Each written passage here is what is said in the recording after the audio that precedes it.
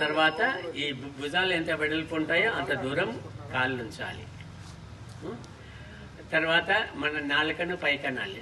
Lift the tongue to touch the palate. అంగిటిని తాకేటట్టుగా దాన్ని ఉంచాలి.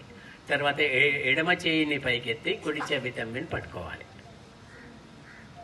ఎట్లా 2 వేళ్ళతోని, చూపుడు వేలు, బటన్ వేలు, 4 finger and thumb finger. And the thumb should be out side. అందరూ కరెక్ట్గానే పట్టుకున్నారు. తర్వాత కుడి చేయిని పైకెత్తి ఎడమ చెవి తమ్మిని పట్టుకోవాలి. కుడి చేయి లోపల ఎడమ చేయి ఉండాలి. అది గుర్తు పెట్టుకోండి. శ్వాసను గాఢంగా తీసుకుంటూ నిదానంగా కిందికి కూర్చోవాలి. ఇట్లా ఎంతసేపు ఆగాల? 3 సెకండ్స్ ఆగాలి. శ్వాస వదులుతూ పైకి లేవాలి.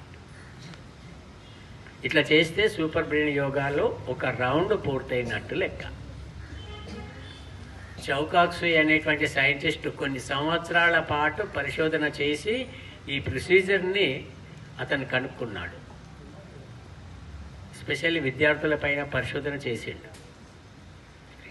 చేసి ఈ స్టిపులేటెడ్ ప్రొసీజర్ను అడాప్ట్ చేయాలి. అయితేనే మన బ్రెయిన్ ఎన్హాన్స్ అవుతుందన్నాడు. ఇంకోసారి చేయమ్మా. శ్వాస గాఢంగా తీసుకుంటూ నిదానంగా కిందికి కూర్చోవాలా.